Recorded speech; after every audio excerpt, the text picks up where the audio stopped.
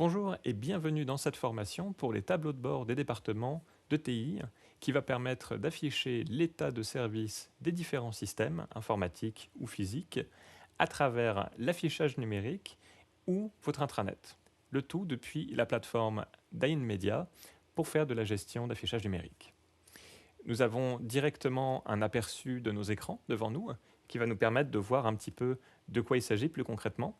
Et donc ça va me permettre de vous montrer le résultat final pour les utilisateurs, donc qui vont simplement regarder des écrans à distance ou visiter votre intranet.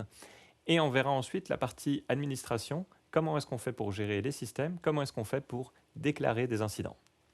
Donc tout de suite, en commençant par la partie un peu vue d'ensemble, nous pouvons voir la liste de tous nos systèmes qui sont disponibles, combien sont en service actuellement, et la liste complète ainsi que leur état. Donc cette liste pourra alterner si jamais il y a plus d'éléments à afficher à l'intérieur, et elle se met à jour en temps réel en fonction des incidents. On peut voir en haut que nous avons une bannière qui affiche l'état des différents incidents, donc ceux qui sont présentement en cours euh, et qui affectent certains systèmes, avec une petite vue d'ensemble qui récapitule les informations importantes. Le but du jeu, c'est vraiment que quand quelqu'un est loin de l'écran, qu'il puisse voir tout de suite qu'il y a quelque chose qui se passe, parce que souvent ces écrans vont être vus quand même à une certaine distance, et donc on ne veut pas forcément avoir tout le détail qui soit directement exposé, mais au moins la partie la plus importante. Donc là, par exemple, l'outil de traduction est hors service. Et maintenant, si je veux plus d'informations, on peut voir en dessous le détail de cet incident, ainsi que certaines mesures qui sont offertes. Donc on peut voir ici une description, l'impact et les mesures d'atténuation qu'on peut utiliser pour ce différent service. Nous pouvons voir également qu'un de ces événements est planifié, donc un incident est planifié pour le système important, et cet événement aura lieu demain à partir de 3 heures du matin. Mais comme l'événement est planifié, il n'affecte actuellement pas la plateforme. Donc c'est une partie qui est importante, on verra dans la plateforme comment on fait pour gérer ce genre d'informations. Notez que toute la gestion de la plateforme que je vais vous montrer est également documentée dans notre documentation par texte avec des captures d'écran et accessible à n'importe quel moment depuis la plateforme iIntelligence. Voilà, avec tout ce que nous allons voir dans cette vidéo. Bienvenue dans la plateforme iIntelligence, le CMS d'AInMedia pour pouvoir gérer l'affichage numérique et beaucoup d'autres produits. Donc vous êtes peut-être déjà familier avec cette plateforme pour la gestion de vos écrans d'affichage numérique.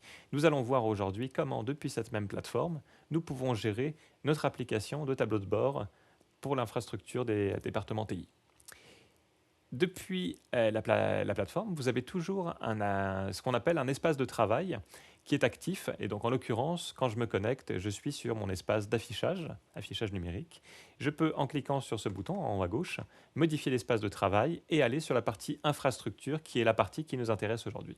Vous pouvez voir que nous avons plusieurs espaces de travail en fonction des tâches que nous voulons effectuer. Donc, par exemple, ça pourrait aussi être les kiosques interactifs ou la gestion de mes plans, la gestion de mon chat, etc. Donc là, on va aller dans la partie infrastructure.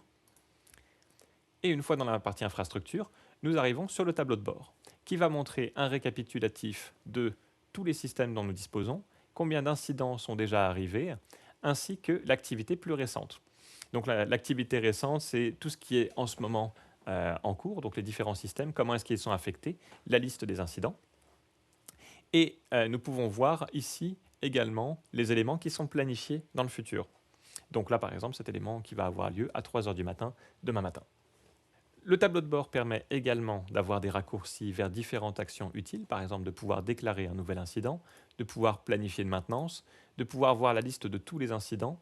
Et même chose avec les systèmes, nous avons un récapitulatif des systèmes, un peu comme on avait sur le tableau de bord tout à l'heure, un petit peu plus détaillé. La liste de tous les services qui sont affectés, de tous les systèmes qui sont affectés par un ou plusieurs incidents en cours, et nous pouvons voir la totalité des systèmes en cliquant sur le bouton pour voir plus d'informations. Tout en bas, l'interface affiche un graphique qui récapitule le nombre d'incidents pour chacune des journées, et ça vous permet de faire un suivi de votre système et de vous assurer qu'il n'y a pas d'anomalie. Nous allons voir tout de suite la gestion des systèmes, étant donné que c'est le cœur vraiment de l'application, c'est la base, qui va permettre de créer les incidents par la suite par-dessus. Et donc cette page permet d'afficher tous les systèmes qui sont actuellement disponibles dans le tableau de bord. Vous pouvez les filtrer par état ou par priorité. Donc, par exemple, je peux afficher uniquement ceux qui sont hors service si je le souhaite. On est capable, depuis cette page, de pouvoir voir un élément en faisant un clic droit propriété ou de double-cliquer dessus. Nous pouvons voir actuellement toutes les informations du système de l'outil de traduction.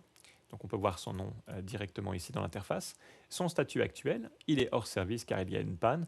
Nous avons un incident actuellement sur ce système.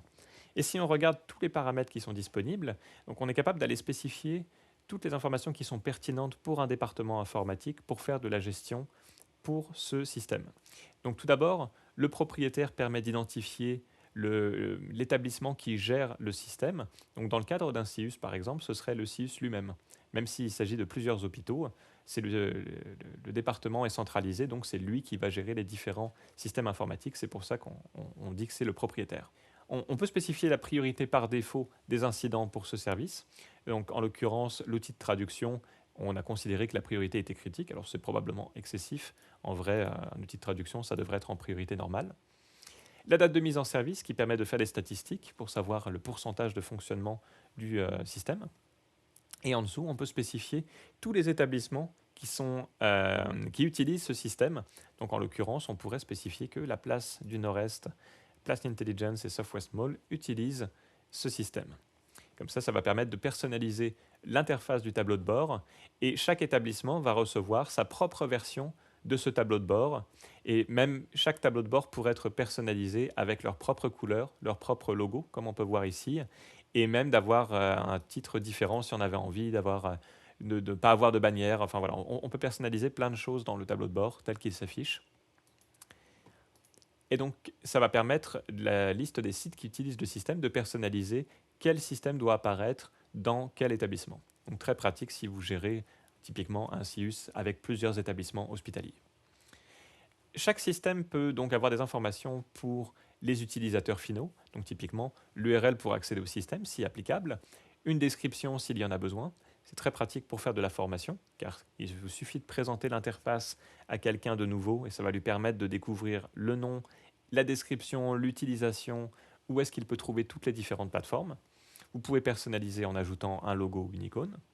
Et en dessous, s'il s'agit d'un tierce partie, vous pouvez spécifier toutes les informations du fournisseur en question pour que quand il y a un incident qui arrive, si malheureusement un incident arrive, vous ayez toutes les informations au même endroit. Donc dans la création d'incident, on pourra voir les informations du système et donc accéder au nom de la compagnie, qui il faut contacter en cas de problème, son numéro de téléphone, son contact avec le courriel, l'URL du site ou du formulaire de contact si c'est applicable, et n'importe quelle note qui peut vous servir à l'interne pour gérer ce genre d'informations. Voilà. Nous pouvons voir également un petit récapitulatif des incidents, qu'ils soient actuels ou passés, donc avec les différentes maintenances qui sont terminées, les derniers incidents qui ont été résolus, etc. Et nous pouvons voir aussi plus en détail donc, les incidents qui sont en cours. Nous avons un incident qui est en cours sur ce système. Il est également possible d'aller voir l'historique des incidents et de pouvoir voir les incidents qui ont déjà été résolus dans le passé, avec les informations, l'impact du système, le type, etc. Et vous pouvez avoir plus d'informations aussi sur l'incident en cliquant sur son nom depuis cette interface. Il est temps d'aller voir les incidents et notez juste que dans chaque système, un raccourci est présent pour pouvoir rapporter un incident ou même planifier une maintenance. Donc ça permet d'avoir un petit raccourci qui fait gagner du temps. Allons voir nos incidents. Et l'interface ressemble beaucoup à ce que nous avons vu pour les systèmes. Donc depuis cette interface, nous avons accès à la liste de tous les incidents qui sont en cours ou planifiés, avec la possibilité d'aller filtrer par état, d'aller filtrer par type, d'aller filtrer par priorité. Ça vous permet, si jamais il y a beaucoup d'incidents, de vous y retrouver plus facilement. Notez que des champs supplémentaires sont disponibles si vous le souhaitez. Donc quand on commence à avoir beaucoup d'établissements qui rapportent des incidents, il peut être utile par exemple de savoir quel compte a créé ou déclaré un incident. Donc cette option vous permet d'afficher le compte en question. Et depuis ici, vous pouvez aller voir plus de détails sur n'importe quel incident en faisant clic droit propriété ou en double-cliquant sur son nom. Nous pouvons voir toutes les informations de l'incident. Ça me permet de voir que l'incident en question, c'est que l'outil de traduction est hors service, comme spécifié avec son nom. Un petit récapitulatif de qui a créé l'incident et quand. La liste de tous les sites qui sont affectés. Donc on peut avoir un ou plusieurs sites à chaque fois. Un service peut être utilisé sur différents établissements. Donc il est possible qu'un ou plusieurs systèmes soient affectés.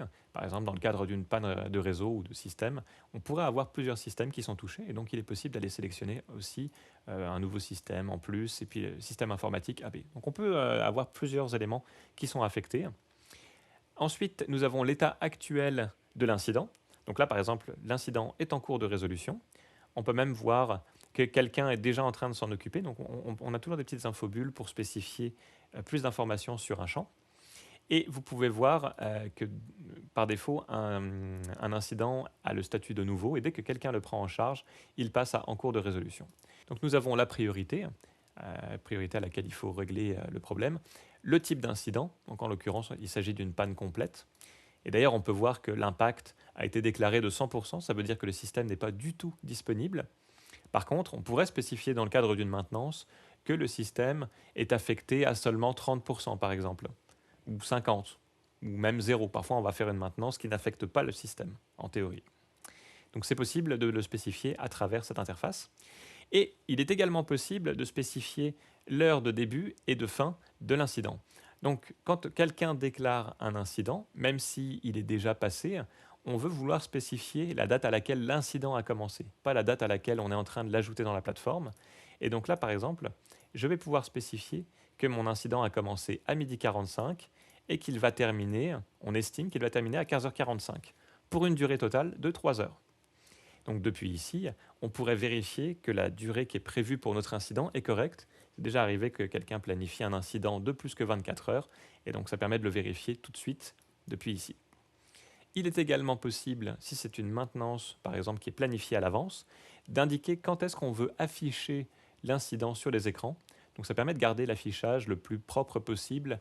Si on a 10 maintenances de planifier dans les prochaines semaines, on ne veut pas les afficher maintenant, mais on va vouloir les afficher par exemple 24 heures avant le début de l'incident, 24 heures avant le début de la maintenance. Donc vous pouvez le spécifier directement dans la plateforme et ça va vous récapituler même quand est-ce que ça va s'afficher sur les écrans en dessous. Bien évidemment, pour chaque incident, on est capable de spécifier plus d'informations, donc à la fois sur l'impact du problème, de quel problème il s'agit, et également comment on peut atténuer le problème, si jamais c'est possible. Donc tous ces champs sont personnalisables. Ici, il pourrait s'agir de services affectés, avec une version un petit peu différente, parce que ça c'est plus une version pour vous du nom des systèmes. Ici, on peut vouloir spécifier tout ce qu'on a envie. Et on est également capable, pour les utilisateurs de l'intranet, de pouvoir ajouter des liens si on le souhaite. Donc là, ça va permettre de pouvoir interagir directement avec un service tierce partie en attendant que le problème soit réglé. Notez que les contenus peuvent être disponibles en français et anglais si vous le souhaitez. Donc on pourrait traduire et modifier la version anglaise directement depuis ici. Il est possible de spécifier qui est la personne responsable du problème et de sa résolution. Donc par défaut, ça va indiquer le nom de la personne qui rentre l'incident, mais il est possible de spécifier n'importe qui.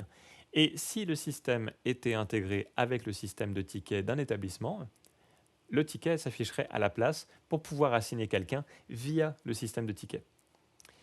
On peut indiquer la personne qui a signalé le problème, donc typiquement la personne qui a appelé, et on peut spécifier comment est-ce qu'elle a signalé l'incident, donc par téléphone, par courriel, par SMS, peu importe. Vous pouvez ajouter des notes internes. Les notes internes, elles ont une particularité, c'est qu'elles ne s'afficheront jamais sur les écrans. Elles sont uniquement pour le département de TI. Ça peut être des informations que rapporte la personne qui a indiqué l'incident. Ça peut être des informations sur comment le régler, n'importe quoi qui peut être pertinent pour la collaboration entre les différentes équipes. Voilà. Donc ne pas oublier, si on fait des modifications, de les enregistrer pour pouvoir envoyer l'information aux écrans en temps réel. Donc, quand on est dans un incident, on peut indiquer de résoudre l'incident en cliquant ici, et ça va nous proposer de mettre à jour la date de fin avec l'heure actuelle, ou bien de la modifier pour spécifier nous-mêmes la date de fin. Cette information nous permet d'avoir la véritable durée de l'incident. Ça nous permet d'aller calculer l'indice de performance de façon plus précise. Il est également possible d'archiver automatiquement l'incident, ce qui va permettre de le retirer de la liste des incidents qui sont actifs et de pouvoir nettoyer un petit peu l'interface pour garder les choses propres. Donc là, on va résoudre l'incident. Et si on retourne dans notre plateforme, on va pouvoir voir que l'incident n'est plus appliqué. La panne a disparu de la liste de nos incidents. Voilà. Donc notre système notre outil de traduction est de nouveau opérationnel et on peut le voir ici, on est passé à 11 sur 13 systèmes qui sont en service.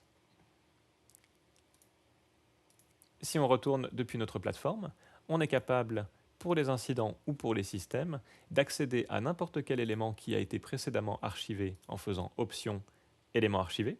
On peut également afficher la corbeille, si jamais vous supprimez un élément par erreur par exemple. Et donc depuis ici, je peux voir la liste de tous les incidents qui ont déjà été résolus. Donc ça permet de séparer la partie qui est à régler et la partie qui l'a déjà été. Et si on le souhaite, on peut archiver manuellement n'importe quel incident ou système en faisant un clic droit, archiver l'élément. Donc là par exemple, je vais pouvoir archiver l'arrêt programmé. Et si jamais je me suis trompé, je peux annuler mon action aussi. Voilà. Donc si on le souhaite, on pourrait déclarer un nouvel incident à partir d'ici.